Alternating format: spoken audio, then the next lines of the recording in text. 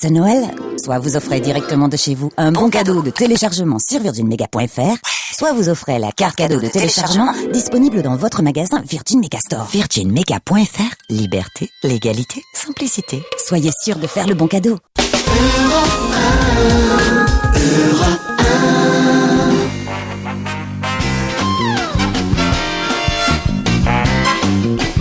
Allez, c'est parti pour 2 heures de divertissement sur Europe 1. Et avec le temps qu'il fait, ça fait du bien de rire. Bonjour, Laurent Ruquier. On va se gêner, bonjour, bienvenue sur Europe 1, jusqu'à 18h aujourd'hui. Christine Bravo, Vikash Dorasso, Fabrice Eboué, Jérémy Michalot et Pierre Bénichou. Dit Big Ben depuis hier. Big Ben. Salut, va bien. Bonjour à tous, m'écrit Mani. Merci pour le vote. Où en sommes-nous pour le fameux jeudi qui vient, où normalement les auditeurs auront composé votre équipe préférée? Je ne participe pas au vote car, comme le disait Pierre Bénichou, je vous aime tous. Alors c'est vrai, on a fermé les votes hier soir et on a les résultats et je vais pouvoir vous annoncer aujourd'hui l'équipe type, un peu comme façon Domenech, l'équipe type qui évoluera jeudi prochain normalement autour de ces micros. On l'annonce maintenant ou à 18h? De teasing pour garder les gens jusqu'à 18h. Moi, je sais où je suis déjà. Ben, c'est pas mal. Sur le banc de touche, comme d'hab. En tribune. Mais vous plaignez pas parce tu viendras filmer. Vous avez fait 2 participations à l'émission et franchement, Vikash, c'est pas mal, hein. Vous avez déjà 23 voix. Vous êtes au-dessus de bien des gens qui viennent depuis des années dans cette émission. Donc, vous allez faire des jaloux, je peux vous dire. Non, parce qu'autrement, bon, voilà, c'est une équipe classique, hein. Je m'aperçois finalement que les auditeurs et moi sommes en totale fusion. Numéro 1, Pierre Bénichou, 441 voix. Bravo, Pierre. Numéro 2, eh bien Fabrice Eboué est passé devant Christine Bravo. Fabrice Eboué numéro 2, 370 voix. Devant Christine Bravo, 3e, 318 voix. Philippe Gueluc, 4e, 307 voix. Voilà, bon classement. Michel Bernier, 5e, 251 voix. Et Joujou l'a échappé belle. 6e, Jérémy Michalak, 196 voix. Et l'autre enculé qui dit dommage. En 7e position, Gérard Miller. Mais attention, Gérard Miller, son vote va être annulé très certainement.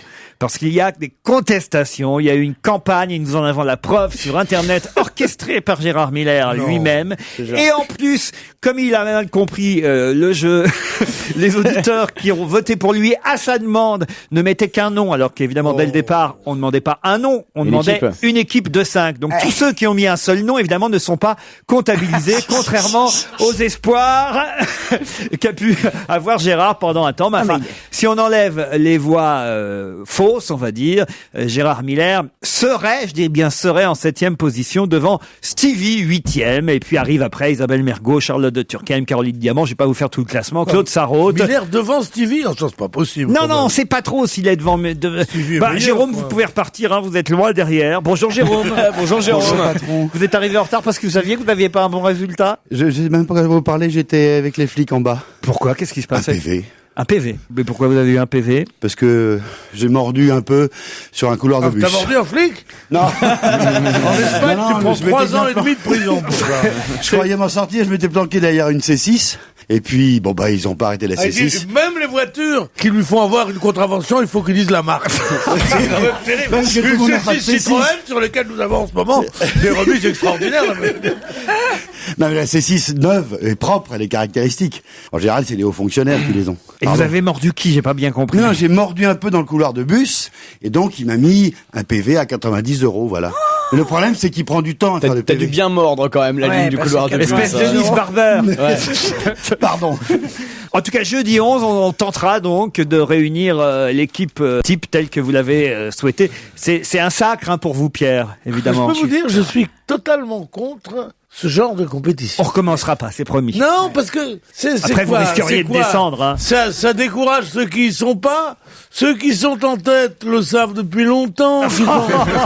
Qui sont les meilleurs. En plus de ça, d'avoir seulement 100 ou 120 voix de plus que le gamin, là, ça me semble très peu. Et je voudrais faire recompter les voix. Et troisièmement, ça me met sur le même plan que les autres. Mais c'est incroyable, quand même, là. Vous vous rendez pas compte? Christine, quand même, vous étiez numéro 2 encore ce week-end. Je sais pas ce qui s'est passé pendant le week-end. Il m'appelait sa dauphine. C'est Eboué ta dauphine maintenant. C'est Eboué. Je préfère être de langue derrière toi, je te rassure. En attendant, 2 challengers vous attendent, non pas des chroniqueurs, mais des auditeurs. Martine et Xavier. Martine qui habite Savigny-le-Temple. Bonjour. Bonjour Laurent, bonjour tout le monde. Bonjour Martine. C'est marrant, c'est une voix que je connais, ça déjà. Vous avez déjà participé au jeu? Ah oui, il y a quelques mois, oui. À chaque fois, Laurent, il est dit, bon, vous rejouerez, voilà, je rejoue. Bah voilà. Mais j'ai l'oreille, vous avez vu comme ça, hein, on me la fait pas, moi. Mais je crois que la dernière fois, tu t'as Vous pris n'êtes pas Martin. déjà venu, vous aussi? Martine de Savigny-le-Temple. Bon, alors je vais vous redemander ce que vous faites dans la vie, parce que ça, j'ai oublié quand même. Ben, je suis retraité. Retraité, ça vous l'êtes toujours. Pourtant, vous avez une voix bien jeune. Bon, c'est gentil, Pierre. Et félicitations. Xavier, on va donner un peu plus la parole à Xavier, puisque tout le monde se souvient maintenant de Martine. Xavier habite Saint-Symphorien de Marmagne, en Saône-et-Loire. Voilà, c'est ça. Bonjour à tous. Bonjour Xavier. Bonjour Xavier. Je remercie Martine qui va me laisser gagner vu qu'elle a déjà joué. T'avais pas déjà appelé dans Rien à cirer en 92, toi? 91, J'ai l'oreille, moi. 91. Qu'est-ce que vous faites dans la vie, Xavier? Donc je suis maîtreur en bâtiment. Maîtreur en bâtiment. Qu'est-ce que fait un maîtreur? Il mettre. Non mais il mesure quoi? Non, en fait, maîtreur en bâtiment, mon métier consiste à me déplacer chez les clients afin de satisfaire de leur leurs mettre, demandes hein. pour des travaux, pour faire des devis, des études, des chiffrages et leur remettre un devis. Vous êtes prêts l'un et l'autre, Martine et Xavier? Oui. C'est parti. Un filet garni en jeu, évidemment. Un filet de Noël, ça va de soi. Ah, ouais. Qui a inventé Saint-Quentin-Plage bien avant Paris-Plage? Bah, Saint-Quentin. C'est un nom que je vous demande. Xavier Bertrand. Xavier Bertrand, bonne réponse de Vikash Dorasso. Ah non, Vikash, maintenant que les footballeurs se mettent à Non gagner. mais comment Xavier Bertrand peut-il inventer Saint-Quentin-Plage bien avant Paris-Plage, étant donné que Paris-Plage, ça date de 1800. Mais il était maire adjoint de Saint-Quentin à 30 ans. Vous voulez dire, parce qu'il y avait le Touquet Paris-Plage. Vous voulez dire Paris-Plage, le truc là pour les malheureux qui vont sur le bord de la Seine, là, avec des Paris-Plage, vélos. là. Exactement, oui, Ah non, Paris-Plage. moi je croyais que c'était ce qu'on appelait Paris-Plage, c'était la station balnéaire, le Touquet. Ah Ça non. s'appelait le Touquet Mais Paris-Plage. non, Paris-Plage, tout le monde connaît Paris-Plage aujourd'hui, ouais, Pierre. bon, d'accord, ouais. Et Saint-Quentin-Plage avait été inventé bien avant par Xavier Bertrand. On parle évidemment de l'enfant gâté de la politique, beaucoup dans la presse aujourd'hui, puisqu'il a été désigné secrétaire général de l'UMP. Ouais, d'accord, il est viré du gouvernement aussi. Oui. Il est viré du Ah, vous gouvernement. ne considérez pas que c'est une promotion, alors? Non. Et pour de C'est Véjan. jamais une promotion de ne plus être ministre. Et pour de Et sa Véjan. femme le lui a dit, d'ailleurs. Mme Bertrand? Bien sûr. Vous la connaissez, Mme Bertrand? Non, pas vraiment, mais enfin, quand même, quand elle parle à son mari, elle me le dit avant. Bah, vous avez été grillé par Dorasso, Xavier. Faudra Martin. rejouer Martine. Non, Martine, faudra rejouer là. Ouais. Mais c'est gentil, Vikash, c'est gentil. Xavier, vous le saviez? Non. Non. Bon, bah alors voilà. Alors Dorasso a bien fait de répondre. Xavier Bertrand, l'inventeur de Saint-Quentin-Plage à l'époque où il était agent d'assurance et maire adjoint de Saint-Quentin. Il ne ratait jamais une élection de Miss Picardie à l'époque. Il raffolait d'Interville. Il était incollable sur les programmes de chaînes de télévision. C'est ce que raconte... Quel programme tu t'entends parler d'un politique, tu dis, il commandait en chef sur la Marne, après l'autre, il était à l'Académie française, troisième, il a écrit un livre absolument extraordinaire. Lui, il était agent d'assurance, il raffolait d'Interville. Non, mais je veux dire, c'est une carrière à pleurer. Un joli CV. Oh, bah, enfin, regardez comme il est allé vite quand même, devenu Il est allé vite ministre, où il est joujou du président en quelque Tu vois sorte. comme ça va vite. Ah, franchement, et Regardez voilà. Interville ensemble, la Starac. Il adore Interville. Qu'est-ce qu'il fait, votre mari? Bah, il est à l'UMP, puis il adore Interville. Et en plus, il nous a fait gagner un filet garni. Merci Xavier Bertrand, on vous embrasse l'un et l'autre. Martine et Xavier. C'est le quiz sur les infos sur Europe 1 avec Laurent Ruquier. Allez, une autre question, assez difficile. Qu'est-ce qu'on n'a pas réussi à résoudre en 27 ans, 11 mois et 15 jours? Une équation? Une équation, non. L'affaire du petit Grégory. Non. Qu'est-ce qu'on n'a pas réussi à résoudre en 27 ans, 11 mois et 15 jours? En 27 ans, c'était en 1980. 80. 80. C'est de la politique? C'est pas de la politique. Ça relève de la justice? Ça relève de la justice. Une affaire criminelle? Une affaire criminelle. Enfin, criminelle, on n'en sait rien. Ah, c'est la meuf qui avait été était dans le coma, piquée à l'insuline, là, et qui est tombée dans le coma. Alors, c'est l'affaire Van Van Bulow. Bulow. Bonne réponse de Christine, bravo. C'est la meuf qui était piquée à La meuf l'insuline. qui était dans le coma. non, c'est Elle était dans le coma depuis 28 ans à la suite d'une piqûre d'insuline dont on ne saura Belle jamais histoire. si c'est son mari, effectivement, jeune mari qui lui a fait cette piqûre. En tout cas, elle est décédée à l'âge de 76 ans ce week-end d'un arrêt cardio-pulmonaire dans sa maison de retraite de Manhattan. Jamais elle n'a retrouvé réellement la conscience et la vie. Enfin, la vie, elle l'avait, mais dans le coma, en tout cas. Martha Sonny von Bülow, il y a même un film qui en a été tiré avec Glenn Close et Jeremy Irons. Si on voit le film ces 27 dernières années, ça va être très chiant parce que du coup, elle est dans le coma pendant tout le film, quoi. Ça se passe pas grand-chose. Non, mais c'est le début de l'affaire qu'on voit. J'ai pas vu ce film de Barbara Ce qui est Schroeder. terrible, c'est le mari surtout. S'il a essayé d'attenter à ses jours, il a porté pendant 27 ans cet opprobre national, international. Et pas le fric, il a pas eu proscrit. l'argent. Et s'il l'a pas tué, il a pas eu l'argent. Alors de toute façon, pour lui, c'est horrible, quoi. Moi, c'est plutôt à lui que je pense aujourd'hui. Oh non. Ah, il vit toujours, hein, lui aussi. Oui. Et il n'a pas réagi. C'est un bel Allemand assez froid, comme ça. Son procès était génial. Vous avez pas, vous souvenez pas les si, moi, j'ai photos de son procès, c'était extraordinaire. Erin Murphy, vous ne connaissez peut-être pas son nom, mais vous en souvenez forcément, puisqu'elle jouait la petite Tabata dans Ma sorcière bien-aimée. Qu'est-elle devenue aujourd'hui? Ça, c'est une question que je me pose tous les matins. J'arrive pas à y Eh ben, répondre. peut-être vous la voyez régulièrement, Pierre. Ah, elle travaille au bois de Vincennes, non, dans une camionnette. Non, écoutez, franchement, Pierre ne fréquente pas ce genre de lieu. Non, Elle fait des vidéos sûrement pas, espèce de SDF.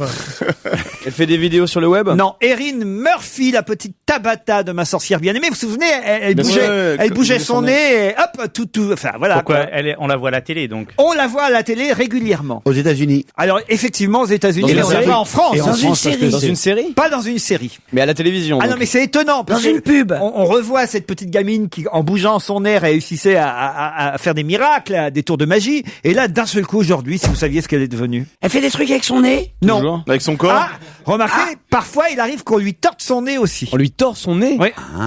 C'est la greffe du visage? Non. Qu'on lui torde son nez. Michalak.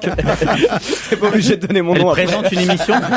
Elle ne présente pas une émission, mais elle est dans certaines émissions qui ont beaucoup de succès en ce moment. Télé-réalité? Non, pas télé-réalité. Du sport. Et on la voit en France Sur la Wii. Du sport, pas tout à fait du sport, tout en étant quand même. Alors là, oui. Elle est Non. pom-pom girl? Non. C'est une contorsionniste. Non, mais il faut qu'elle le soit un peu. Elle est très souple. C'est Elle fait du sexuel? porno. Non, pas du porno, non. Qu'est-ce qui a énormément de succès actuellement sur les chaînes de télévision? La Le décoration. catch, le catch. Elle est donc Elle est catcheuse. Elle est catcheuse. Non, je Bonne crois pas. réponse de Jérémy Michalak. La petite Tabata qui jouait dans Ma sorcière bien-aimée Mais elle a est quel âge devenue une armoire à glace catcheuse. C'est bien, on avait Tabata Cash, maintenant on a Tabata Catch. C'est intéressant. Non, mais ça n'a pas une raison pour se faire tabasser, quand même, la pauvre Le Tabata. catch casse la baraque. C'est tendance aujourd'hui sur les chaînes du câble et du satellite. Il y a de plus en plus d'émissions sur toutes les chaînes, télévision payantes et gratuites. Et effectivement, on y voit des gens comme par exemple le frère de Sylvester Stallone, Frank Stallone, des célébrités anciens basketteurs qui acceptent de venir catcher, et Erin Murphy, la petite Tabata Elle a de quel Ma âge sorcière C'est- bien-aimée. Bah, elle doit avoir au moins 40 ans. extraordinaire quand même, le destin des familles, quoi. Le frère de Sylvester Stallone, qui est un catcheur qui doit être un vrai costaud, et qui prend les mecs comme ça, qui les jette en disant, mon frère, ce nain qui joue les boxeurs, il est nul, je lui mets des tartes dans la gueule, il va sur son cul, tout ça. Et tu ce sais- type, le frère de Sylvester Stallone, qui est lui le vrai costaud. Vous regardez le catch? Non, non, pas du tout, mais j'étais cet été à Los Angeles. On organise des tours de visite des maisons de stars dans Beverly Hills. Et il y a un des tours, ça s'appelle La petite salope de Beverly. Et c'est The Little Beach, et c'est la maison de Paris Hilton? Non, c'est celle de la petite maison dans la prairie. Ah oui? Ah bon? Oui, tu sais, la méchante. Ouais. Et ben, elle est devenue la petite salope de Beverly. Et elle fait Nelly, là. visiter. Oui, je sais plus Nelly comment elle Olson. s'appelait, la Nelly méchante. Olson, ouais. Voilà, vous vous souvenez? Je trouve ça marrant. Moi, Elle est je la supportais pas. Il y a Ah la oui, maison, elle Le te- pire, c'était non, je la supportais pas. du tout. Personne la il supporte. y a la maison Eh de oui. Charlie Ingalls aussi ou pas? Tu regardais La petite maison dans la prairie. Bon, Mais oui, on c'est regardait. mignon. C'est pas C'est leur pendant 20 génération, ans. ça.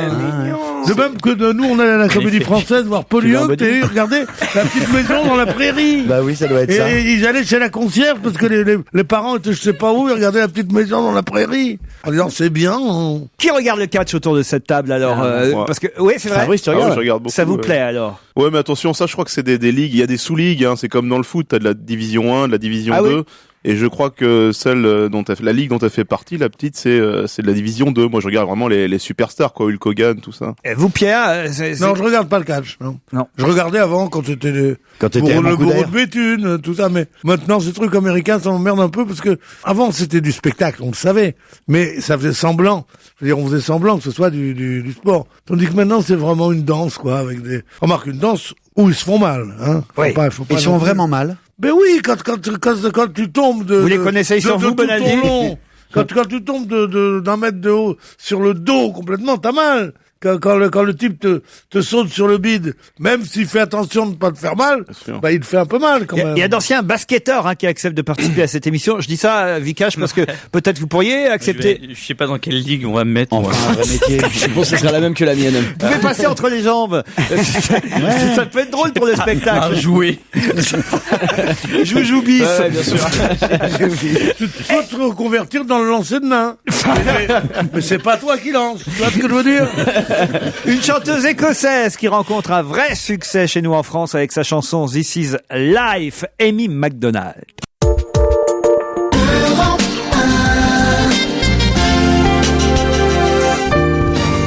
Et qui dit on va gêner, dit Laurent Ruquier, bien sûr. Narciso Rodriguez risque d'être remplacé pour la journée du 20 janvier prochain. Remplacé pourquoi et pour quelle raison précisément? C'est la marque de la robe que portait la femme de Michelle Obama, la femme de Barack, le jour de l'élection de Barack Obama. Elle était boudinée dans cette robe, donc il faut qu'elle change de couturier et puis qu'elle trouve quelque chose de plus raffiné. La rouge. Alors boudinée, dis donc boudinée comme ça. C'est toi qui vas t'exprimer sur la robe, toi. Je suis arrivé ce matin, non mais tu t'as aucun goût, et toi tu t'y connais maintenant en robe. Obama, tais-toi sur la mode. Tu parles au premier de la classe. C'est en tout cas une excellente réponse de Fabrice Eboué. Formidable réponse. Cela dit, excusez-moi, je veux pas monopoliser la parole, mais j'ai trouvé c'est pas votre genre. Ça c'est énorme. Ça ce serait pas votre genre.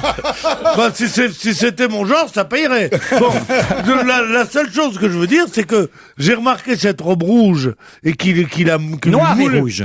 Noir et rouge, qui lui, mais le cul était rouge, qui lui moulait un peu le bas des reins, et j'ai trouvé ça absolument formidable, et j'ai trouvé quand ça a suscité un tollé, cette robe. T'es comme moi, Pierre, t'aimes les femmes en chair, t'aimes la viande, comme on dit, si tu veux. Pardon, j'aime la viande, oui. Dans la série, pourquoi Ronsard et pas moi, n'est-ce pas? T'es comme moi, t'aimes la viande. Non, mais je te jure. Non, Patrice. Tu sais que tu peux être... Patrice, Fabrice. Ils arriveront jamais. Mais tu peux m'appeler Toby si tu veux. Tu veux être rétrogradé en dessous de Christine Bravo, c'est ça que tu veux? Non. Le soir des élections, en tout cas, effectivement, la presse avait montré du doigt cette robe qui la boudinait, non, elle la moulait. Elle la moulait. Erika moulait, mais boudiner, ça n'a rien à voir. Et Narciso Rodriguez, qui était le créateur de cette robe, risque effectivement de perdre la première dame des États-Unis comme cliente, puisque on propose à travers toute la presse américaine différents créateurs de mode qui pourraient lui faire une robe pour la journée d'investiture du 20 janvier prochain. Mais on nous dit que finalement, elle pourrait porter une robe bon marché à cause de la crise. Et d'ailleurs, lors d'une récente émission de télévision, elle portait, ça je connais pas cette marque, une robe de la marque de prêt-à-porter J.Crew dans une émission The View. Et il paraît qu'ensuite, cette marque J.Crew a été dévalisée. Toutes les Américaines voulaient la même robe que Michelle Obama. Elles avaient dévalisé les lunettes de l'autre pétasse. Sarah Palin. Et maintenant la robe de Michelle Obama. Et quant à Barack Obama, lui, il portera, ça on en est sûr, pour la cérémonie d'ouverture, un smoking de la marque Art Schaffner Marx. Vous connaissez ça aussi? Non, mais non, je ne connais pas les smokings d'une marque ou d'une autre. Ça veut dire que ce sont des gens qui n'ont pas de tailleur. Voilà. Ce sont des gens qui vont acheter des trucs en confection. Pas la peine d'être président des États-Unis pour acheter des trucs en confection. On sait pas où s'habille Sarko. Ah, si. Tony Boy. C'est Jacadi. Du pareil au même. Non, personne, non, moi je ne sais pas. Non, on sait pas. Non, on sait pas. Chez Baby Dior. Non, si, on en avait parlé au départ. C'est une marque italienne. Une marque italienne. Ouais. Non, il a dû acheter un truc, une marque italienne. C'est une Sa marque femme. qui fait des trucs déstructurés. Il a dû acheter ça pour un dimanche ou un truc comme ça. Non, il a un tailleur à Paris. On retourne en France, si vous le voulez bien, avec ce lycée technique parisien qui va être baptisé. Il n'avait pas de nom, faut dire pour l'instant, d'un nouveau nom jeudi prochain. C'est jeudi prochain qu'aura lieu le baptême de ce lycée technique parisien. Quel nom va porter ce lycée technique? Quelqu'un qui est décédé, c'est le nom d'une personne décédée. C'est le nom d'une personne décédée. C'est pas le dernier poilu. C'est dans le 13e arrondissement de Paris. Si. C'est le dernier poilu. Lazare Ponticelli. Lazare Ponticelli, excellente réponse de Fabrice Eboué, aidé par Jérôme Bonaldi. Effectivement, le lycée Lazare Ponticelli, en présence des membres de sa famille, la cérémonie rendra hommage à cet ancien combattant de la Grande Guerre, mort, vous le savez, à l'âge de 110 ans. C'était le dernier poilu français. Il aura désormais un lycée à son nom. Et ça tombe bien parce que le lycée en question est spécialisé dans les moulages industriels et la plasturgie. Et vous savez que c'est une des spécialités, Bonaldi, De Lazare Ponticelli. du J'en sais groupe rien, moi. Ponticelli, dont Lazare fut un des créateurs dans l'entre-deux-guerres. Et Ponticelli, c'est un des leaders en France dans le domaine de la tuyauterie industrielle. Je savais point. Tu savais pas ça? Bah, c'est bizarre, vous qui Et alors, lisez, alors, c'est ton alors, truc. Tuyau Magazine et tout le reste. Tuyauterie Alors, hebdo. sur Ponticelli, j'ai un truc, c'est que cet homme, qui était un immigré, qui s'est engagé dans l'armée en 1914, Oui.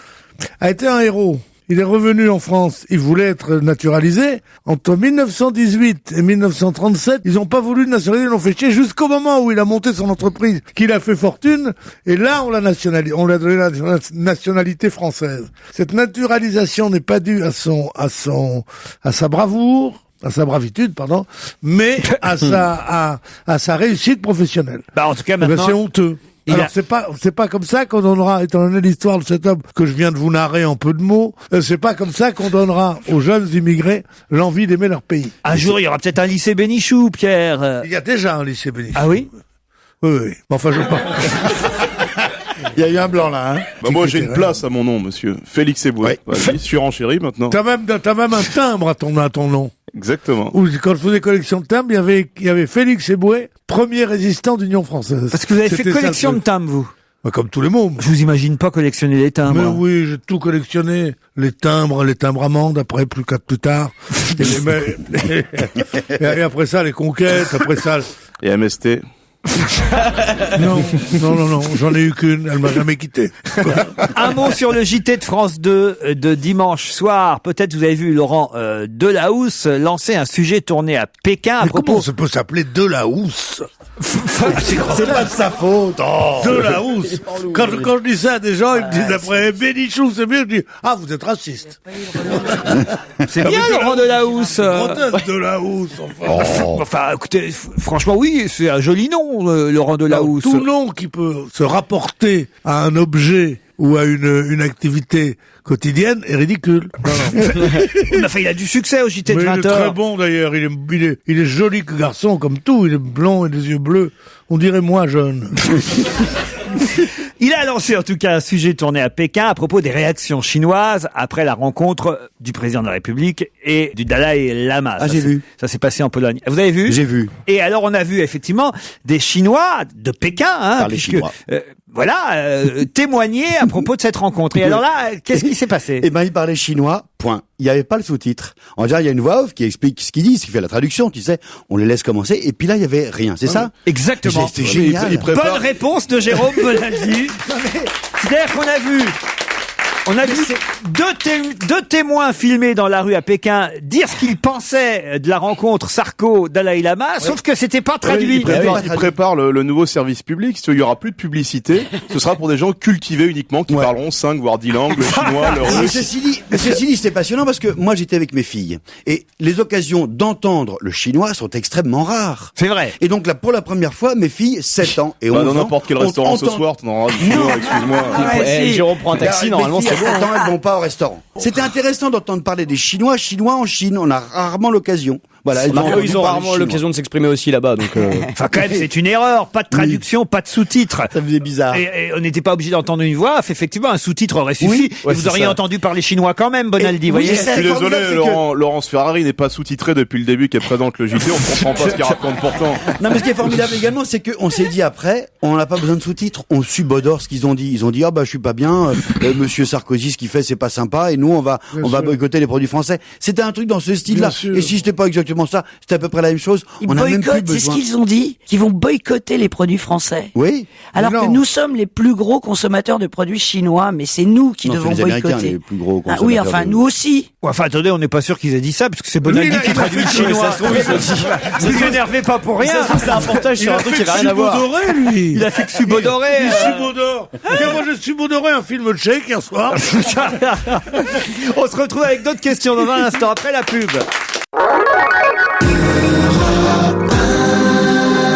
Et ils sont tous là autour de Laurent Ruquier aujourd'hui. Pierre Bénichou, Vikash Dorasso, Jérôme Bonaldi, Fabrice Eboué, Jérémy Michalak et Christine Bravo vont tenter de répondre à cette question, mais je propose que Vikash s'abstienne pendant ne serait-ce qu'une minute 30. Non, c'est pas possible, c'est la seule bonne réponse. C'est du foot. Ah non, c'est pas vrai. Tout à l'heure, vous nous avez trouvé je sais plus quoi. D'ailleurs, vous avez même grillé le filet garni des deux auditeurs. Alors c'est quoi mais là, il s'agit de football. Puis là, je sais que vous connaissez la bonne réponse parce que même moi, si je l'avais pas lu dans le journal, je l'aurais su. Alors vous, a fortiori, mais les autres, là, ils vont ramer comme des bêtes au moins pendant 1 minute 30. Pour quelle bonne raison l'entraîneur de Lorient va-t-il forcément regarder le match Rome-Bordeaux ce soir? Pour quelle raison l'entraîneur de Lorient... Il donne la réponse à Bonaldi, c'est dégueulasse. J'ai rien dit. Non, mais il parle chinois, donc ça va.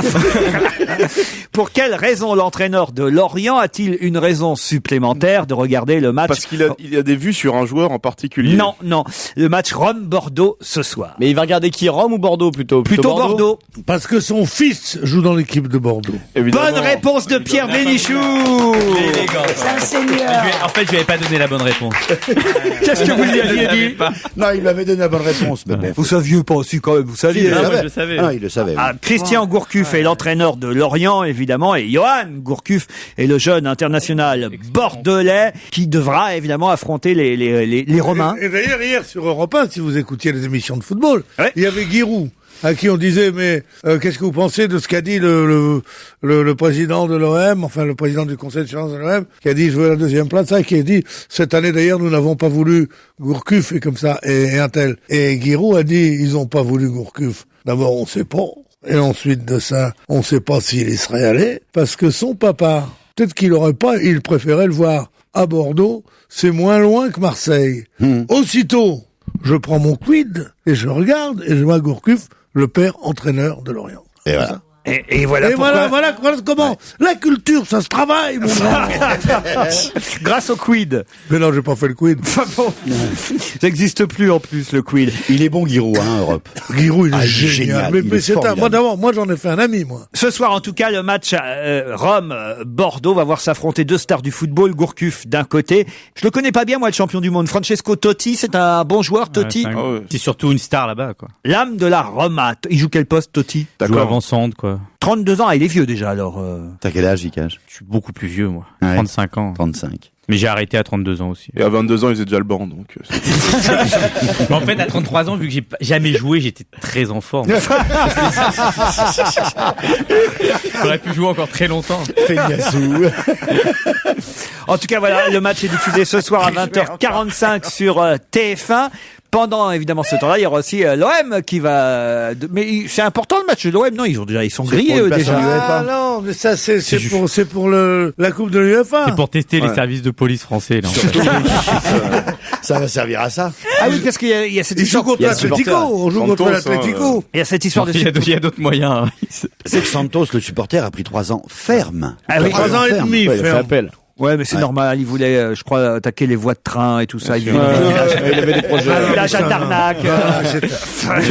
C'est un pays de fou, c'est pas une crème, 3 ans et demi. Il n'y a pas une photo, il n'y a rien. Il est soupçonné, enfin, sur témoignage, on pense qu'il a jeté une chaise sur une horde de flics qui arrivaient. Il a jeté une chaise, il n'y a pas eu de blessure, il n'y a rien eu. Il faut dire qu'en Espagne, ils sont plutôt sans chaise qu'avec, donc évidemment.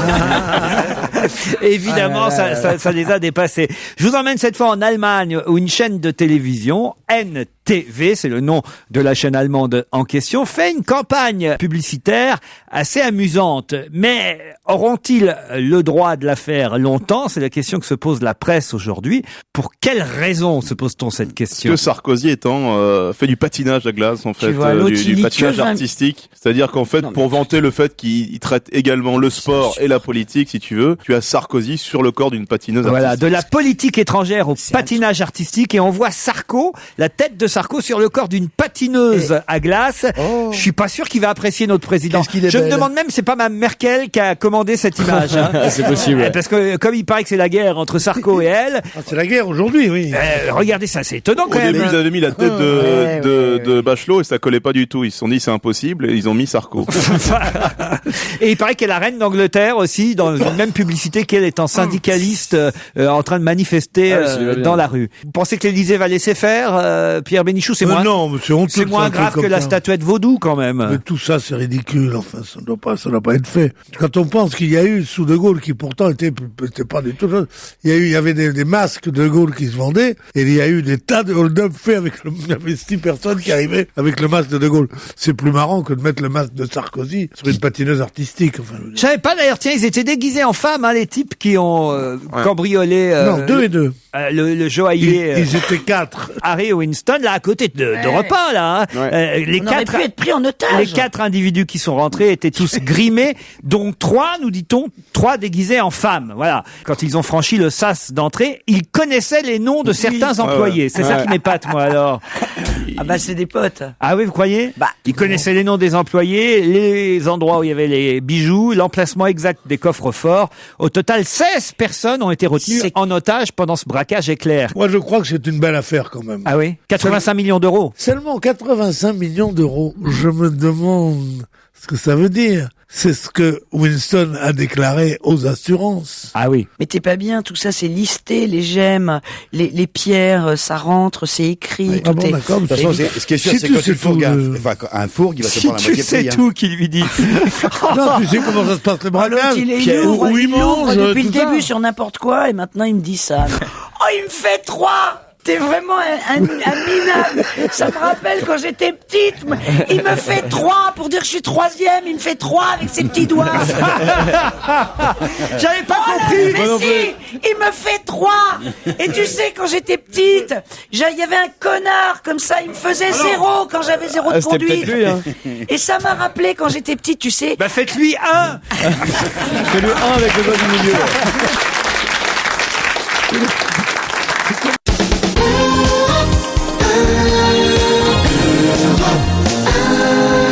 Et c'est la suite d'On va se gêner sur Europe 1 avec Laurent Ruquier et tous ses complices.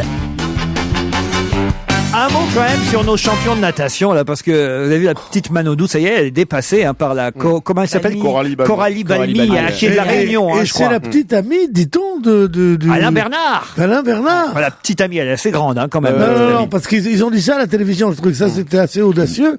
Il vient embrasser et congratuler. Ce qui prouve qu'il se fatigue moins que le couple Manodou-Bousquet, parce que Bousquet, qui lui aussi était en compétition dans la catégorie masculine évidemment, et qui est le petit ami, paraît-il, de Laure Manodou, il a totalement foiré. Ou alors que Alain Bernard se dope et que ça se transmet par le sperme.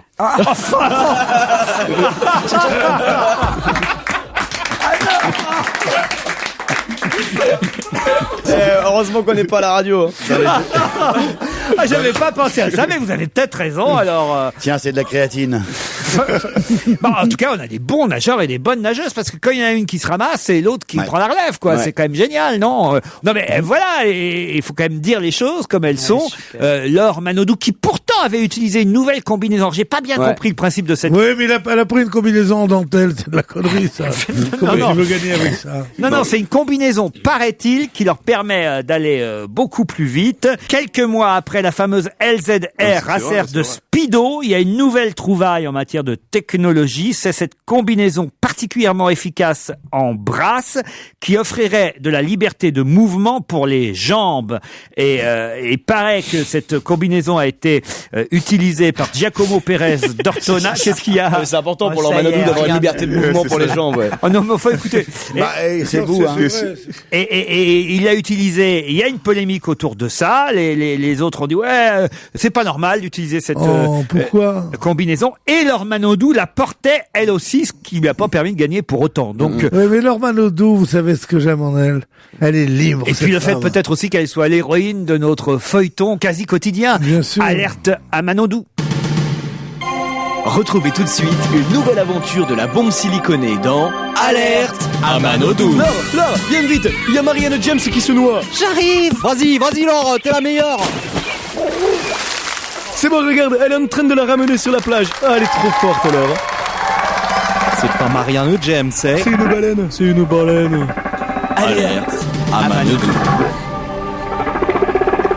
Je reviens sur la combinaison quand même, parce que Giacomo Pérez d'Ortona, là, le clan adverse, le clan Dubosc, qui est d'ailleurs havrais, dit que c'est un dopage technologique, cette combinaison quand même. C'est une combinaison interdite par les fédérations allemandes et néerlandaises, mais qui ne l'est pas en France. Voilà. Et on nous dit, l'Ormanodou a cédé à la tentation en enfilant ce week-end cette tenue révolutionnaire. Pour une fois que c'est elle qu'enfile et pas l'inverse.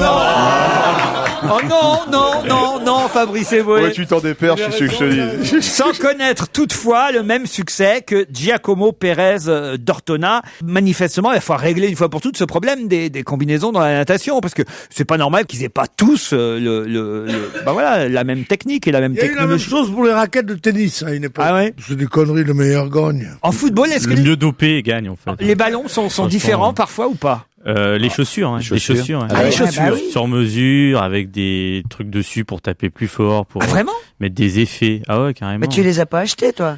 Si. Moi, non, on me filait rien, moi. Non, en me disant de me donner un maillot. Lui, il avait des chaussures de ville pour le banc. Ouais, c'est ce footballeur qui était en mocassin sur le terrain. Sponsorisé par Bata. Faudrait être. Il y avait Guy Lacombe qui disait faudrait être fou pour dépenser plus. Il y a une vraie différence entre les chaussures ou pas? Non, je crois pas. Non. Mais t'as déjà joué avec des grandes chaussures? J'ai déjà joué au foot. Un vrai match. Je trouve que Vivi est trop. Je trouve que Vivi est trop modeste. Parce que peu à peu, on va croire que c'est un type qui a un peu joué au foot. Mais oui. Et qui maintenant te fait charrier ici. Tu comprends? Mais comme tu dis que t'étais toujours sur le C'est un grand joueur de football. Le dernier but qu'il a marqué de 70 mètres, contre qui c'était? 92 mètres. Non, très loin. Contre Marseille. Contre Marseille. En finale de la Coupe de France. Ça m'a fait mal. T'as jamais joué contre. C'était une merveille. C'est un grand joueur de football. T'as joué contre l'Allemagne, tout ça. Contre Totti, t'as joué contre Totti. Joué dans l'équipe de France.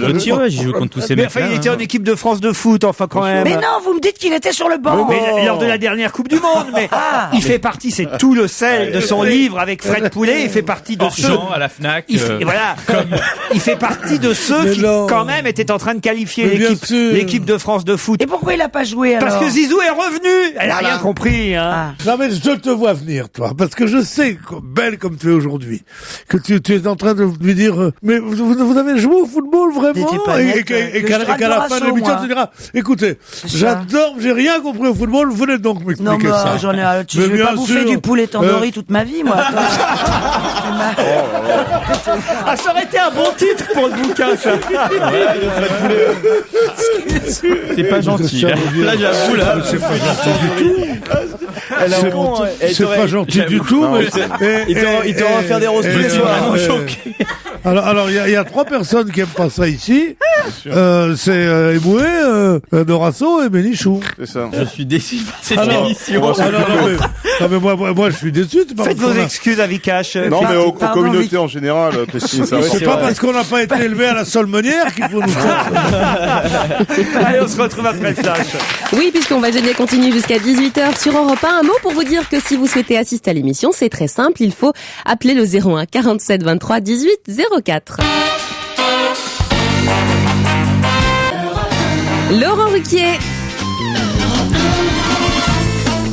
On va se gêner, c'est la deuxième heure de cette émission. Toujours avec Vikash Dorasso, Christine Bravo, le couple de l'année, Jérémy Michalak, Fabrice Eboué, Jérôme Bonaldi et Pierre Bénichou.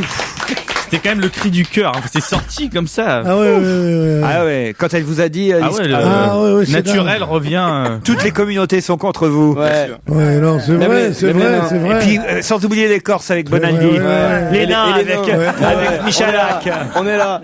Et on t'achètera un grand truc comme ça, on t'obligera à piler le 1000 pendant Ah, c'est pas raciste, pendant ça, des tiens. journées. Quoi? Que tous les Noirs pilent le 1000, bien sûr. C'est pas raciste, ça, tu ne dis rien, toi. C'est différent. C'est pas parce que je suis à peine plus clair que tu vas créer la zizanie entre nous.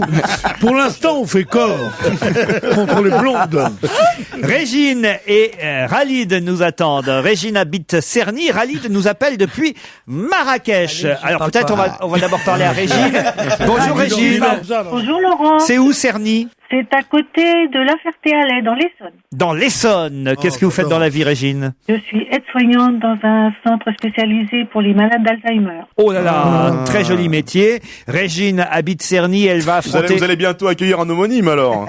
Ah bon? Oui, Régine, la dame. Oh non, écoutez.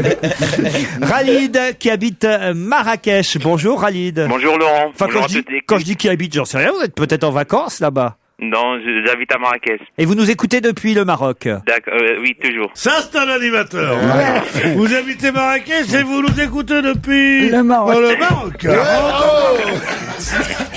Non mais c'est toujours surprenant, avouez qu'on nous écoute comme ça à Mais tu l'étranger. remarqueras que là, Christine n'a rien dit parce que les Arabes chez eux, elle les aiment bien.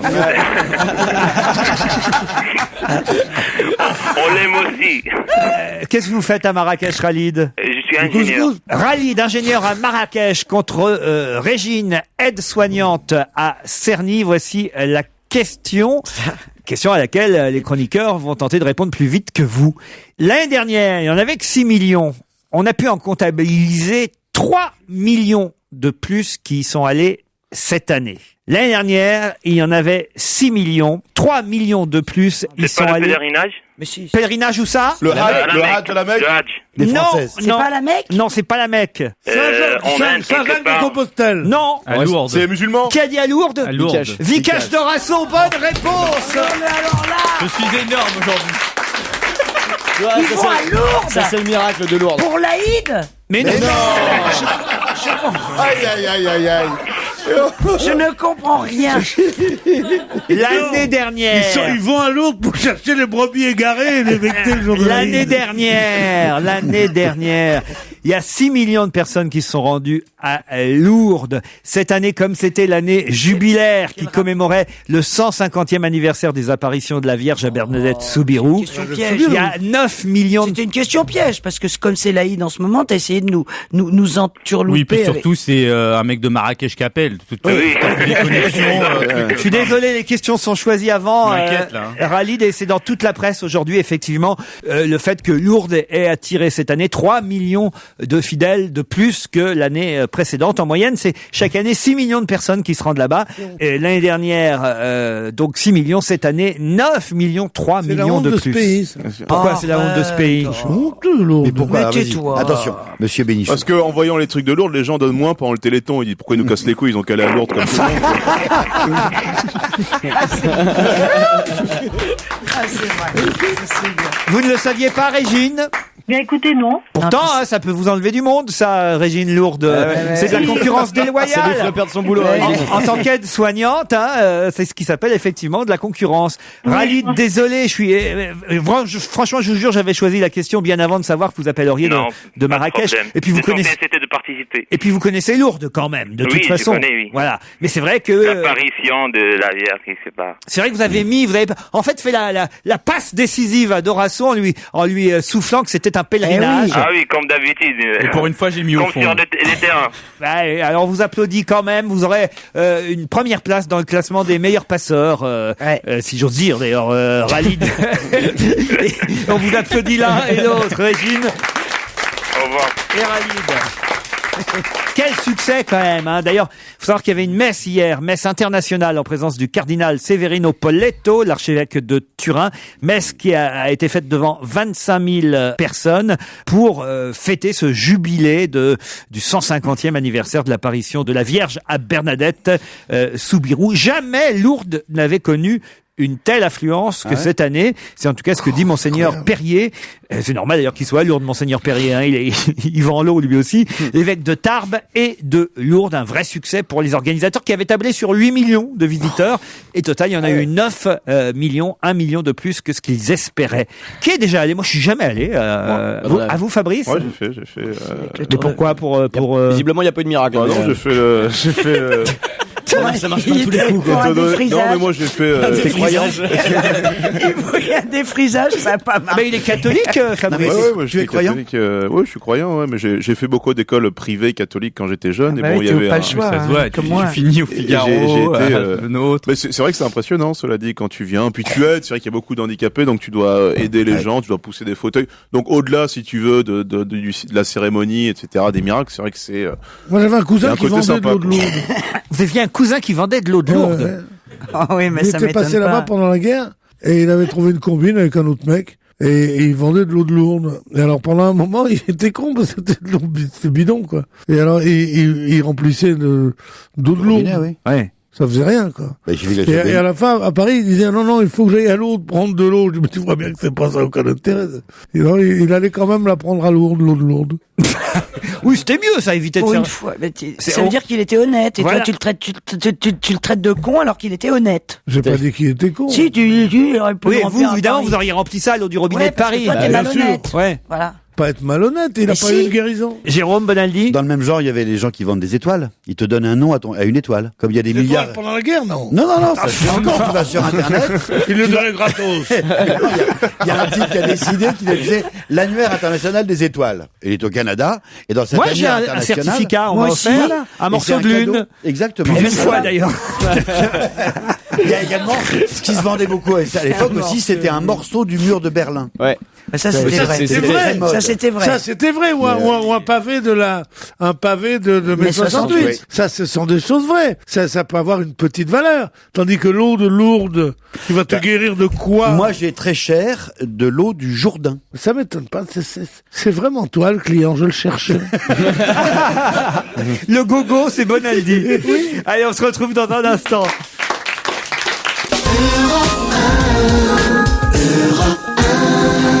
On va gêner, continue sur Europe 1 avec Laurent Ruquier et tous ses complices, bien sûr. Quel record, c'est la question suivante, quel record détient la clinique de la Muette à Paris? Les opérations de la langue? Non. Le plus de bavure médicale. Record de bavure Non, médicale. Pas du tout. Des vedettes. C'est des naissances. C'est des naissances de chirurgie vedettes. esthétique. Ouais, des vedettes qui vont là-bas. Mais non, la naissance de vedette, c'est la clinique du Belvédère. La Ah plus non, chère. mais ça Et la n'existe chère. plus. Ça n'existe plus, le Mais Belvédère. non, bien sûr, ça a été remplacé C'est un par triste record ou... C'est pas un triste record, mais c'est quand même pointé du doigt comme étant une pratique. No. Les césariennes. C'est eux qui font le plus de césariennes. Le plus grand nombre de naissances par césarienne. Bonne réponse de Jérôme Bonaldi. C'est effectivement l'établissement qui pratique le plus grand nombre de césariennes en France. 43% des naissances en 2007. incroyable, hein. Un moyen de gérer l'organisation de naissances. C'est ce qu'expliquaient les articles parus dans la presse hier. Les obstétriciens y ont de plus en plus recours, même si elles ne sont pas justifiées, ces césariennes. Tout simplement pourquoi? Parce que ça économise du personnel. On peut organiser les naissances, concentrer les naissances en une semaine, limiter les gardes de nuit. N'importe quoi. Ah bah c'est ce qu'on Mais dit. oui, puisqu'on Mais c'est prévoit. n'importe quoi, c'est Ah, criminel. mais est-ce que c'est criminel? Mais bien sûr que, enfin, la nature a très bien prévu la chose. Oui, mais c'est les enfants- mauvais. Ça fait. Oui, mais un ça- accouchement par voie naturelle peut prendre des heures, alors Et qu'une alors, césarienne, c'est la nature, c'est 40 merde. minutes, une Ouais, mi-temps. Et surtout pendant les césariennes, vous fermez vos gueules parce que c'est vraiment relou de vous entendre gueuler à toute tête. Mais chacun sait, chacun Une sait. césarienne, Non, c'est la moitié d'un match de foot, 45 minutes. Non, mais moi, j'ai entendu longtemps que on faisait à l'époque où on faisait pas des trucs d'autorité comme ça. On disait pas, tiens, en faire une césarienne, c'est mieux. On faisait une césarienne qu'en cas de nécessité. Urgence, bien sûr. Mais j'ai toujours entendu dire que les césariens, les enfants nés par césarienne, n'avaient pas souffert pendant ces 3 heures, ces 4 heures ou ces 12 heures d'accouchement, et qu'ils étaient beaucoup plus détendus, et que dans la vie, c'était un avantage, car personne ne savait, mais on pouvait se douter du nombre de stress et de... Vous êtes né par voie naturelle, Pierre, alors. Moi, je suis né par voie naturelle, c'est vrai. Alors, vous savez pourquoi et avec des forceps, ça s'appelle césarienne? Qui lui ont déformé les Vous oreilles. savez pourquoi ça s'appelle césarienne? C'est pas les oreilles déformées, du con, C'est vrai que bon, alors, vous savez pourquoi on dit césarienne ou pas? Normal. Allez-y. Parce que Jules César. Non, vous croyez César. Vous croyez que César, parce que César. Oui, on ça vient connaît. pas du tout. Eh ben non, ça veut dire César est coupé. T'as entendu césarienne, ça veut dire en coupant. Ça veut pas dire comme César, non. César, c'est comme ciseaux. En tout cas, 10% des césariennes seraient injustifiées, réalisées uniquement pour des raisons de confort ou de convenance. Vous êtes contre, vous, Bonaldi? Et je me méfie un petit peu du discours de Christine, parce que et c'est les voies naturelles, ça a été l'argument des catholiques pour dire non. Et la Bible dit tu accoucheras dans la douleur, donc ils étaient contre l'accouchement sans douleur. Du coup, on était obligé d'appeler ça l'accouchement sans crainte. Dis donc, j'ai pas dit que j'étais contre la péridurale. Non, la péridurale, non. C'est du confort. J'ai pas dit que j'étais contre la péridurale. Et je vais avoir du mal à finir ma phrase. Après, la césarienne, est-ce que c'est du confort ou pas du confort? Non, mais là, c'est programmer les naissances. C'est vraiment, voilà, con, quoi. C'est du business, avant même les césariennes, il y a beaucoup on conseille la péridurale pour éviter enfin, je sais pas, moi. Pour éviter la douleur. Sans péridurale. Et dans les hôpitaux où il n'y a pas la péridurale plus qu'ailleurs, il y a plus d'accouchements en semaine. Écoute, ils font pas des césariennes sans anesthésie, donc tu dis des conneries. Non. Je veux dire, laisser la nature aller jusqu'au bout du processus naturel de la naissance. Pas de morphine pour les mourants. Mais non, mais ça n'a rien à voir. Laissez parler Vika chez Christine et puis après Pierre. C'est pas du tout la même chose. C'est que la femme, il y a une tolérance à la douleur. À un moment donné, elle va demander la péridurale ou à un moment donné, si médicalement il faut une césarienne. Ok, c'est comme ça. Mais le conseil aujourd'hui, c'est directement faut la péridurale ou faut la césarienne pour tout programmer, tout planifier. Les femmes, elles accouchent pour leurs vacances, pour être pour pas que ça tombe sur les vacances, voilà. pour pas que ça tombe. Et puis elles craignent des complications pour leur vie sexuelle, l'incontinence urinaire, ce qui arrive évidemment parfois. Attendez, statistiquement, on a constaté que ce soit des cliniques ou des hôpitaux, privés ou publics, il y a moins de naissances le samedi et le dimanche. C'est parce que les médecins, eux, programment. Il y a un très beau témoignage de la femme de Johnny Hallyday, Laetitia, dans Le Parisien aujourd'hui, qui elle dit quand elle a eu Jade, elle a pas du tout souffert. Donc oh non. Mais vous pointiez du doigt le fait que la clinique était dans le 16e à la Muette. Expliquez pourquoi. Parce que je me dis que quand on a les moyens et puis aussi quand on a son boulot, ses vacances à prévoir, c'est un truc de riche, quoi. On tombe enceinte à telle date pour pouvoir accoucher à telle date, c'est un peu ça aussi. Bah c'est contradictoire. Non, mais c'est logique. On va décider d'accoucher à telle date. Donc si on fait la péridurale et on provoque l'accouchement par la césarienne, ça va pas bousiller les vacances. Je voudrais vous dire, mon cher Vicas, que on peut, grâce à une césarienne, retarder ou avancer un accouchement de 2 jours ou 3 jours. On peut retarder un accouchement. C'est pas 6 mois. La césarienne, carrément. Oui, d'accord. On provoque l'accouchement. Maintenant, la césarienne systématique est antinaturelle. Et surtout, il faut pas faire des interventions invasives, comme on dit, couper, machin, tout ça, sans que ce soit nécessaire. Donc, ça justifie, quand ce n'est pas justifiable de la chirurgie, il faut faire par les moyens, par les voies naturelles. Bon, accouche. Cela dit. Il y a des moments, il y a des césariennes qui seraient utiles ici. Cela dit, de dire c'est honteux, c'est horrible la césarienne, c'est ni honteux, ni affreux, ni horrible. J'ai dit, on a fait tellement long sur le sujet, je crois que Rachida Dati, elle a accouché 4 fois, là. Sans transition, Carla Bruni, Le Temps Perdu, un dernier extrait de son album Comme si de rien n'était. À 18h, c'est Europe 1 Soir avec Marie Drucker et la question d'Europe 1 Soir aujourd'hui. Pensez-vous que les fichiers de police portent atteinte aux libertés individuelles? Votre avis au 01 42 32 14 14. Il y aura aussi un invité cinéma ce soir, le comédien Gérard Lanvin pour la sortie de son dernier film Secret Défense. Et n'oubliez pas évidemment votre Europe 1 Soir à vous. On parlera entre autres du dernier baromètre alimentaire du Crédoc. Là aussi réagissez 01 42 32 14 14. Mais tout de suite, c'est Laurent Ruquier. Europe 1, on va se gêner. Do, ré, mi, fa, si. Liado. Serge Liado, bonjour. Bonjour Laurent, bonjour à tous. Oh là là, vous nous ressortez de votre grenier des chiffres et des lettres, en tout cas le générique de l'émission Les chiffres et les lettres. Et c'est toujours le même, hein. Il a juste été un peu réorchestré depuis, mais c'est toujours le même. Et ça aurait inspiré Maxime Le Forestier pour sa dernière chanson qu'on a souvent et longtemps entendue sur Europe 1, Grain de sel. Oh, peut-être pas, mais n'empêche que ce sont les mêmes harmonies. Pas ça, pourquoi vous nous le proposez? Parce que vous savez très bien qu'on n'est pas toujours bien placé pour savoir si ce sont vraiment des réminiscences ou si c'est accidentel, voilà. Et il n'y a peut-être pas eu plagiat, mais n'empêche que ce sont les mêmes harmonies dans le même ordre. J'ai déjà vu des mecs casser leur propre baraque, mais comme toi, jamais. Mais non, mais il faut être prudent. Maxime Le Forestier, Grain de sel, mais tout d'abord, écoutez le générique des chiffres et des lettres.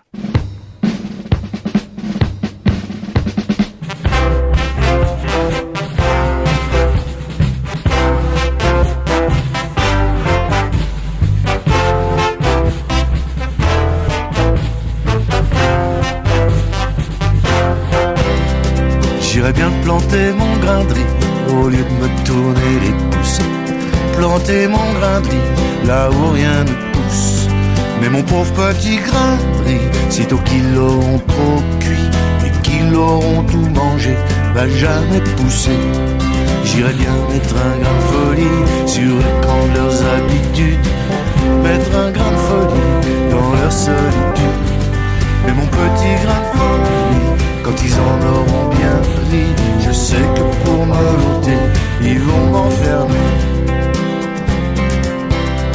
J'irais bien glisser mon grain de sable dans l'ordre et la paix civile, glisser mon grain de sable au milieu des eaux. Mais mon pauvre petit grain de sable, dans quel eau ces incapables, dans quel béton mal coffré vont-ils le jeter?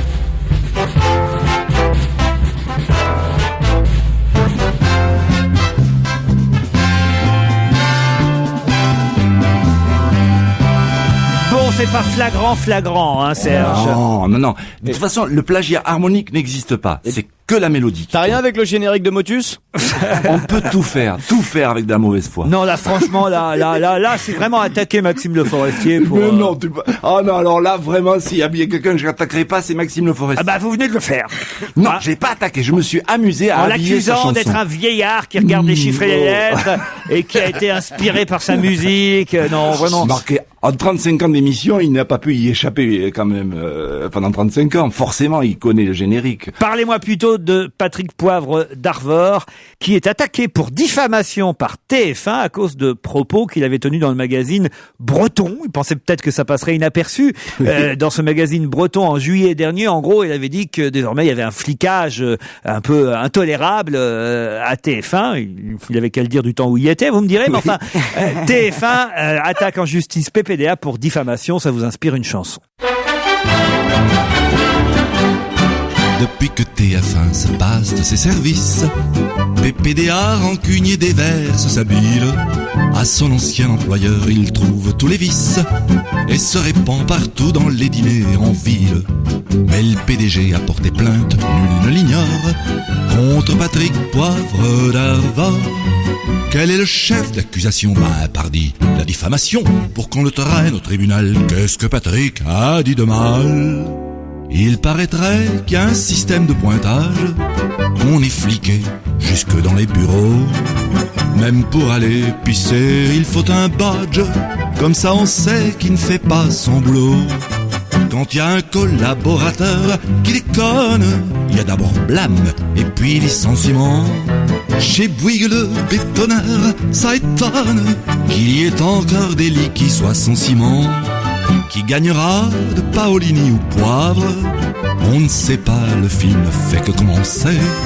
Mais en tout cas, de Perpignan au Havre, la bande-annonce, tout le monde la connaît. La bande-annonce, tout le monde la connaît. Bravo Serge, à demain, merci. Salut. Tiens, restons dans le domaine du spectacle avec une question qui porte sur le théâtre, puisqu'il y a une comédienne qui joue chaque soir à 19h dans un théâtre et qui doit tout de suite après sa représentation filer dans un autre théâtre pour y jouer à 20h30. De qui s'agit-il ? Gérard Miller? Non. Je connais pas d'autres à 19h. Une comédienne qui joue à 19h dans un théâtre et qui doit filer dans un autre théâtre. Donc ça veut dire qu'elle joue, par exemple, une pièce seule et une pièce à plusieurs. Oh, peu importe de toute façon, parce que c'est justement l'inverse à mon avis de ce que vous pensez. C'est dans le genre le film qu'on avait vu il y a très longtemps, elle a besoin de cachetonner quoi. En gros, c'est pas du tout. Non, c'est simplement parce que je pense elle a tenu promesse pour continuer à jouer dans une pièce où elle était prévu, et puis il y a eu une opportunité pour une autre pièce à cause alors. Est-ce que ça serait pas Madame Folding, Claire Nadeau? C'est Claire Nadeau, bonne réponse de Jérôme Bonaldi. Oh Claire, je suis désolé, ce con de Bonaldi qui continue à vous appeler Madame Folding. Alors là vraiment Bonaldi c'est 0 hein. Mais c'est vrai cette histoire que raconte Caroline Andrieux dans Le Parisien, parce que moi j'étais persuadé que vous aviez arrêté les monologues du vagin à 19h au Théâtre Michel pour jouer au Théâtre Hébertot dans La Divine Miss V. C'est absolument vrai, c'est une vraie histoire vraie, c'est ça qui est formidable. Non, comme j'avais donné ma parole pour les monologues, j'allais pas partir comme ça. Et puis il y a un moustachu qui a déclaré forfait au Théâtre Hébertot et ils m'ont donc proposé de reprendre la pièce que j'avais jouée au Rond-Point, et donc l'occasion était trop belle, donc j'ai dit oui. Voilà. La Divine Miss V a succédé à Claire Ambard au Théâtre Hébertot, et cette Diana Vreeland, c'est vous, le rôle d'une ancienne rédactrice en chef américaine du magazine Vogue, donc renommée pour la pièce La Divine Miss V. Alors il paraît en plus que vous avez énormément de maquillage pour jouer ce rôle. Et oui, c'est-à-dire que j'ai exactement une demi-heure montre en main et c'est minuté. C'est-à-dire que les fossiles doivent être posés un quart d'heure avant de commencer, sinon je suis à la bourre. Donc oui, il y a un grand maquillage, il y a une perruque, je change de costume bien évidemment. Les oreilles peintes en rouge, pourquoi? Parce que la dame se peignait les oreilles en rouge, elle trouvait ça beau et plus joli que des boucles d'oreilles en fait. Ça parle de quoi la pièce, excusez-moi? C'est le retour d'un voyage de Diana Vreeland qui s'est fait virer comme une malpropre du journal Vogue, qui est partie se consoler un petit peu en Europe, qui revient et qui a décidé de relancer sa carrière et qui donc donne un dîner où elle va inviter des financiers, des gens tout à fait bien pour relancer donc sa carrière. Et évidemment, il y avait plus personne ne lui fait crédit. Étant tombée d'un piédestal social, elle est devenue zéro. Donc plus personne ni ne vient, ni ne lui fait crédit, ni même la prend au téléphone. C'est un monologue, vous êtes seul en scène? Oui, je suis seul en scène, mais j'ai des partenaires, c'est-à-dire que j'ai une assistante allemande à laquelle je parle à travers un interphone, j'ai des gens au téléphone, et puis je parle au public, donc j'ai beaucoup de partenaires quand la salle est pleine. Et contrairement à ce que pourrait penser ou aurait pu penser Christine Bravo, vous jouez justement à 19h avec des partenaires dans les monologues du vagin. Nous sommes 3, je suis avec Micheline Dax et Emmanuel Boidron. Et en revanche, à 21h au Théâtre Hébertot, là vous êtes toute seule. Toute seule, voilà. Oui. C'est le contraire, je suis sûr de ce que vous aviez pu imaginer ou penser. Et comment vous faites pour pas mélanger les textes vous savez, c'est des disquettes très bien organisées dans la tête des actrices.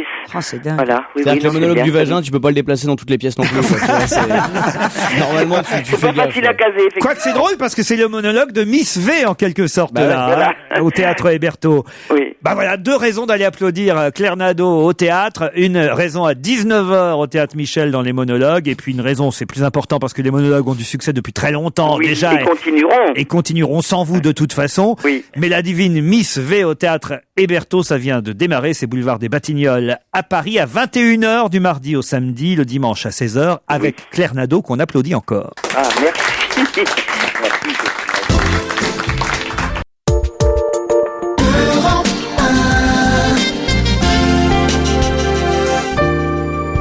Jusqu'à 18h, vous le savez, c'est Laurent Ruquier. Une autre question. Quel ancien vétérinaire niçois de 43 ans fait la une des journaux depuis quelques jours et surtout surprend tout son monde? Quel ancien vétérinaire niçois de 43 ans fait la une des journaux depuis quelques jours et surtout a surpris tout son monde? C'est pas Xavier Bertrand. C'est pas Xavier Bertrand. Il est pas vétérinaire aujourd'hui. Ah non, j'ai dit ancien vétérinaire. Il est politique? Il n'est pas politique. Sportif. Ancien vétérinaire niçois de 43 ans. Oui, c'est le premier, c'est Dick, premier du Vendée Globe. Bonne réponse de Fabrice Eboué. Et alors, Exploit, on l'a au téléphone, sur son bateau. Bonjour, Jean-Pierre Dick. Ouais, bonjour à vous, bonjour à vous tous. Vous êtes toujours premier ? Oui, je suis toujours premier là. Le classement vient de tomber là. Je vous demandais et je disais que vous étiez en train d'épater vos collègues qui sont derrière vous parce que les expériences en solitaire, c'est pas forcément ce que vous avez fait de plus dans votre vie de skipper et de marin. Ouais, effectivement, c'est pas ce que j'ai fait de plus, mais bon là je me suis entraîné depuis quelques années maintenant avec la 3e à la Route du Rhum, c'est en solitaire. 6e au dernier Vendée Globe, je m'améliore quoi de petit à petit. Hein. C'est sûr que ça n'a pas été. Moi, je suis plutôt issu des courses en équipage, des régates. C'est parce que vous en aviez marre des autres, alors que vous avez décidé de passer à la navigation en solitaire, Jean-Pierre Dick. Non, vous savez, dans nos projets, on est très très entourés maintenant. Il y a tout un staff, c'est un peu comme la F1. Hein. Vous avez beaucoup de personnes derrière, et donc quelque part, il faut savoir travailler en équipe, paradoxalement. Aujourd'hui, gagner en solitaire, c'est bien savoir s'entourer à terre, bien savoir gérer sa problématique, même en mer. Il faut savoir, si on a une avarie, trouver les bonnes personnes pour penser à comment réparer. Vous êtes leader depuis dimanche soir et Christine a une question. Christine, bravo. Oui, bonjour. Félicitations. Vous êtes où? Oui, bonjour. Merci. Vous êtes où? Écoutez, là, c'est intéressant. Je suis dans l'océan Indien. L'océan Indien, c'est juste après le cap de Bonne-Espérance. Notre prochaine marque de parcours, c'est les îles Kerguelen. Mais qu'est-ce que vous voyez? Qu'est-ce que vous voyez? Il y a de l'eau, je crois. C'est tout, un autre. Si vous saviez. Ça doit être magnifique. Là, on voit une mer avec beaucoup de houle, et surtout énormément d'oiseaux. Et beaucoup d'oiseaux, là. Je sais pas pourquoi il y a beaucoup d'oiseaux en ce moment. Parce qu'ils veulent vous bouffer. Le ciel est gris, et puis surtout l'oiseau le plus commun, ici, c'est l'albatros. Ouais. Quelle merveille quelle merveille, c'est le plus beau, c'est le plus beau voilier. Quelle est la température? La température 5 degrés, et la température de l'eau, je vais vous la donner, écoutez. C'est froid, hein, c'est froid. C'est froid. Oui, mais après, elle est bonne. Vicage Dorasso, vous êtes impressionné par les... Il cherche l'eau, là. Non, la température de l'eau, c'est 4,1. Ah, c'est un sport que vous comprenez pas, Vicage. Partir en mer ou je sais pas, courir, tout ça, c'est le genre de truc que Comment vous occupez vos journées? J'ai juste pour jouer au foot, alors. Oui, c'est vrai que c'est de la connerie d'aller sur les mers et tout. Taper dans une petite boule de caoutchouc pour la mettre dans un petit carré, c'est tellement plus intelligent. Fabrice Eboué. Non, je voulais savoir comment vous occupez vos journées, en fait.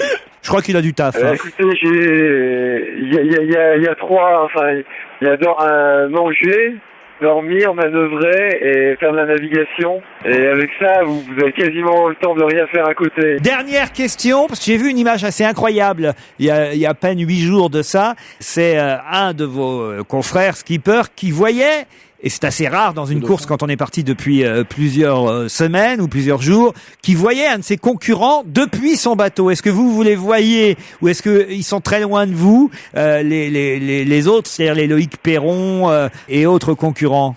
Non, je les vois plus maintenant là. Mais j'étais impliqué dans peut-être la photo que vous avez vue ou les images que vous avez vues. Ce qui s'est passé, c'est on était sur deux bords différents avec PRB. Moi, je dormais à l'intérieur de mon bateau et on a failli se percuter les deux bateaux. Heureusement, grâce à Vincent Rioux a vu la scène arriver. Il est juste sorti au bon moment. Il a évité le contact, quoi. Vincent Rioux est sur PRB. Vous êtes sur Paprec Virbac. C'est le nom de votre bateau. Moi, je suis sur Dorasso. C'est pas mal, c'est efficace. Paprec Virbac, c'est votre monocoque à qui on souhaite de rester premier jusqu'à la fin de la course, Jean-Pierre Dick. Ça serait super, mais ça va pas être facile. On vous remercie, en tout cas, pour votre intervention sur Europe 1. Merci beaucoup. Jean-Pierre Dick. Merci. Leader sur Paprec Vib. Ce qui est dur, c'est de raccrocher parce que là, on le laisse tout seul au milieu de la mer d'un seul coup. Toi d'abord. Toi d'abord. Il y a un peu de ça. Et quoi de neuf, Bonaldi, pour terminer cette émission? Tiens, voilà. Ça, c'est un thermomètre. Mais non, c'est pas un thermomètre. On dirait une dague. Ça, c'est le thermomètre, ça? Oui, ça ressemble pas du tout. Tu le mets dans le prépuce ou quoi, là? C'est une pointe. On dirait une brochette. Ouais, mais en fait, c'est vrai. Il faut l'enfoncer dans la viande pour connaître la température à cœur de la viande. C'est pour les experts, pour les morts. Mais non, c'est pour le barbecue. Le seul truc, c'est que ça servait pour la cuisson de la viande. Mais quand on fait une sauce dans le style sauce hollandaise, heureusement, cette petite pointe, je la mets dans la spatule, ici, on appelle ça une maryse, et hop, la spatule en même temps me donne la température sur le manche. En bas, je remue la sauce. Vous pouvez touiller tout en prenant la température. Voilà, pour pas que ça boue, par exemple, ça reste juste à 95 degrés. C'est pas mal. C'est malin. Je trouvais ça au salon Equipotel. En prenant ta température. Il faut qu'on t'amène la casserole près de ton lit, quand même. On n'aurait pas dû réveiller. Au même salon Equipotel. Des trucs vachement bien. Ah, le salon Equipotel. Oui, c'est nouveau, ça encore. Vous nous avez manqué. C'est quoi le salon Equipotel? C'est tout ce qui concerne la restauration et les hôtels. Par exemple, les petits kits que tu as dans les chambres. C'est là-bas que ça se trouve. Le petit quoi? Les petits kits, les shampoings, les savons, tout ça, quoi. Tu as le savon, le shampoing. Les hôtels écossais, les petits kits. Mais quelquefois, t'as un kit couture, etc. Alors, qu'est-ce qu'il y avait à Equipotel? Quelquefois, on va à l'hôtel, pas pour se laver. Non. Entre 5 et 7, on fait autre chose. Voilà un petit kit nouveau pour les hôteliers. Ça s'appelle Sex Love. Yes for Love. Ah, ça c'est formidable. Et ça j'en avais dans un hôtel aux États-Unis. Il y a les menottes et tout ça à l'intérieur ou pas? Non, alors il y a plusieurs kits. Il y a la Vikash, le kit de base dans lequel il y a 3 préservatifs et un petit bâton. Un petit bâton, mais gel d'excitation féminine. Voilà. Attends, c'est quoi le petit bâton? Soit t'as le version luxe. C'est quoi ça? C'est le gel. Alors ça c'est le plumeau. Pour chatouiller les endroits sensibles. J'ai en plus un gel d'excitation féminine. Oui. Ouais, c'est féminine, hein, c'est pas gel qui le. Il y a de tout. Crème câline pour les fesses. Et ce que j'aime bien, c'est que Bonaldi nous dit oui, c'est le salon Equipotel. Mon cul, t'étais au salon Erotica comme nous ce week-end. Non, mais dans quel genre d'hôtel vous allez mettre ça, franchement? Eh ben, pourquoi pas? Puisque dans les hôtels, il y a plusieurs types de choses comme ça, des hôtels pour adultes. Et non, mais il y a de l'huile de massage, c'est très bien.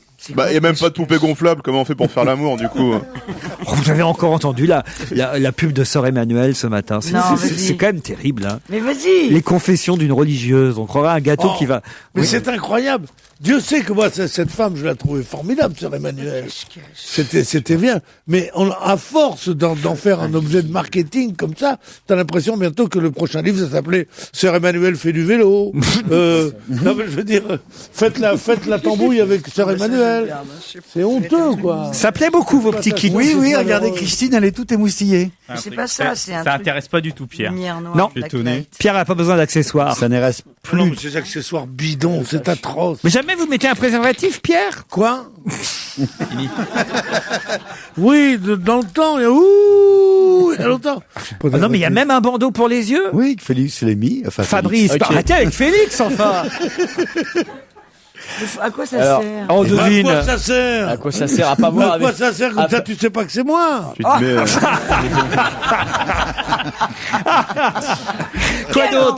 Quoi d'autre? Toujours au salon Equipotel. Il n'y a pas que l'équipement du grand luxe et la restauration. Voici, en sachet, une pomme de terre et oignon, une portion. Vous mettez 333 litres, enfin un tiers de litre d'eau chaude, vous attendez 5 minutes, et vous avez un super bon repas. Ah oui, donc tu fais chauffer ça? Oui. Et tu Voici du bœuf à la hongroise. Et tu tartines les joues de la dame avec ça? Non, on n'est pas à la cuisine. Non, c'était juste pour vous dire que dans le côté bouffe lyophilisé, depuis qu'on a envoyé des hommes dans l'espace, on a fait énormément de progrès. Il y a du troc autour de la table pendant ce temps-là, je vous dis pas. On t'écoute. Hein. Alors, vous je veux rappelez dire, de tous les produits que tu nous as montrés, ceux-là sont peut-être les plus nuls et les plus répugnants. Eh ben, parce que vous n'êtes pas randonneur. Mais lorsque vous serez randonneur... Moi, je suis pas randonneur? Eh ben, ça, c'est un... Qu'est-ce qu'il y a? On a un stylo pour écrire sur la peau, mais qui est invisible et qu'ensuite on peut découvrir avec une lampe noire. Et oui, c'est tu écris avec du tensioactif, enfin avec de la lessive, et ça ne se voit que avec pas sexuel, la lumière ça noire. sert à quoi? Mais Ça si, dépend, parce que t'écris des grosses saloperies. tu as écrit quelque chose sur ton corps. Non, mais c'est pas sexuel il d'écrire se un révèle- truc. Mais tu peux Mais le dire. si. Ah, c'est genre un message, fais-moi ci, Mais fais-moi oui, ça. voilà. Oh, bon, j'aurais Est-ce que quelqu'un à local, j'ai un sachet de bœuf à la hongroise? Mais c'est Katadine Attends, qui fait c'est ça. sexuel, ça? La hongroise, oui, ouais. Mais non, on a Est-ce que quitté c'est le hongroise, bœuf à la il y a des chances. hongroise? On a quitté le sexuel. Non, c'est Katadine qui fait ça. C'est un truc. C'est Katadine. Quelle salope, cette Katadine. C'est eux qui font la purification de Je l'eau. préfère le Katadine, moi, c'est bien. J'aimais bien Katadine. Je peux passer à autre chose, ça les intéresse pas. Oui, une dernière Ouais, chose. Une souris. Ça m'intéresse. Une souris sans fil, parce qu'il y a une liaison Bluetooth, elle est vendue avec la petite clé USB. C'est les 40 ans de la souris, Jérôme. Exactement. En plus aujourd'hui, ouais. Et ben cette souris-là, c'est Microsoft qui fabrique conneries que ça. Pour une fois, ils font un truc bien, parce qu'en général, c'est pas, voilà, qui marche sur tous les supports. On a tous été avec une souris. Ça marche sur le papier, mais ça marche pas sur. Là, ça marche sur le banc en bois, sur la moquette par terre, sur la vitre, sur le miroir. Ça marche sur tous les supports. Ça s'appelle Bluetrack. Bluetrack, un petit peu comme on a le Bluetooth. Lui, ça, c'est vraiment bien. Je l'ai testé sur plein de supports et ça marche enfin. Où tu travailles, quel que soit le support dans lequel tu travailles, la souris marche bien. Et ça, c'est quoi, ça, là? Ça joue vendre de l'âme, ça. Ça. Mais non, c'est une paire de lunettes. Et pourquoi vous ne la montrez pas, votre paire de lunettes? Parce que ça n'a rien de nouveau. C'est lunettes perso, ça n'a rien à voir. Ah bon, c'est lunettes. C'est pas un gadget. Je croyais que c'était un gadget. Mais non, c'est ses lunettes. Oh, le petit pouilleux, il a jamais vu de lunettes. Bon, alors, attends, et ça, c'est vieux comme le monde. Regardez, on dirait un gros cachet d'aspirine. Ouais. C'est fait en tissu, c'est très complet. Ah ouais, j'adore ça. J'adore ça. Vous le mettez dans l'eau chaude, mais ça, c'est pour les restaurateurs. À la fin du repas. Non, moi, je l'ai fait chez moi, ça. Dans l'eau chaude. Vous le mettez dans l'eau chaude, ça gonfle, ça gonfle, ça gonfle. Puis ça fait une serviette. Et ça te fait une petite serviette. Une petite lingette pour te nettoyer les mains. C'est rigolo. Il y a la même chose, c'est une sorte de ballon de football, je l'offre à Vikash. C'est gros comme un calot. D'accord, un gros calot. Enfin, mettons comme une balle de golf. Et ben, tu le trempes dans l'eau, tu attends quelques instants, et ça fait un t-shirt. Bah, fais-le. Mais non, mais ça marche pas, là, parce qu'il faut l'ouvrir. Ah non, fais-le. Bon, alors, on va essayer de le faire. Ah, là, Donc on me l'offre pas, quoi. il pourra même pas s'en servir. Ah, il faut enlever quand même un peu Vous avez une façon de mordre le t-shirt, Jérôme. Tiens, prends un peu de gel d'excitation féminine. Moi, je crois qu'il faut garder la rubrique, mais changer les objets.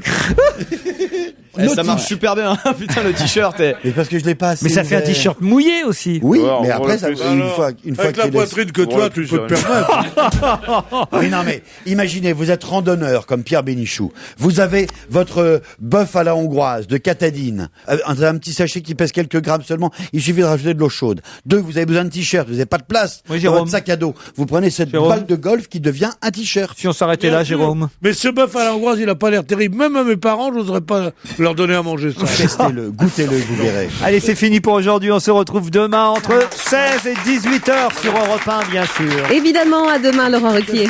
Avec virginmedia.fr, vous pouvez télécharger de la musique et de la vidéo en toute liberté parmi plus de 4 millions de titres. virginmedia.fr, liberté, légalité, simplicité. Soyez sûr de faire le bon cadeau. Retrouvez toute Europe 1 sur europe1.fr.